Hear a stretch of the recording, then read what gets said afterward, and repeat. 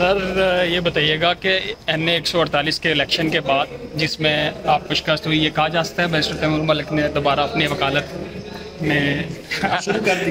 وکالت تو نہ تب چھوڑی تھی، میں تو 8 فروری کے الیکشن میں بھی اپنی کیمپین کے 20 دنوں میں 3 دفعہ ڈیالہ آ کے سائٹ پہ ٹرائل کر کے گیا تھا، ابھی بھی یہاں آتا رہا ہوں۔ یہ تو وکالت اور سیاست کا چولی دامن کا ساتھ ہے۔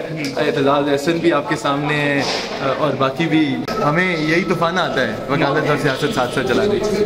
تو ایسا کیجئے کہ بند کر دیں، اخباروں کو بھی بند کر دیں، ٹیلی ویژن چینلز کو بھی بند کر دیں، اور انفارمیشن منسٹری جو ہے وہ روز ایک اخبار نشر کر دیں جس میں اپنی مرضی کی وہ چھاپتے خبریں، اور وہی ہم پڑھ کے خوش ہو جائیں گے کہ ملک میں سب ٹھیک ہے۔ میڈم پیمرا نے آرڈیننس جاری کیا ہے کہ دیکھیں یہ صرف قانون سوشل میڈیا کے لیے یا اخباروں کے لیے نہیں ہے، یہ اگر آپ اس قانون کو پڑھیں گے تو پتہ چلے گا کہ آپ ویسے بھی کسی کے بارے میں کوئی بات کرتے ہیں جس کا اگلا بندہ سمجھے کہ یہ آپ نے ان کی حد تک عزت کی ہے یا کوئی ایسی بات کی ہے تو آپ پہ کیس بنا سکتے ہیں۔ تو بیسکلی وہ تو آپ کا زبان ہی بند کرنے کی کوشش ہو رہی ہے، اور دکھ کی بات تو یہ ہے، میں تو ایز قانون دان بات کروں گا، اچھے بھلے وکیل اور قانون دان ان کے پاس پارلیمنٹیرین موجود ہیں دونوں پارٹی سے بات، نون لیگ کے پاس اور پیپلز پارٹی کے پاس۔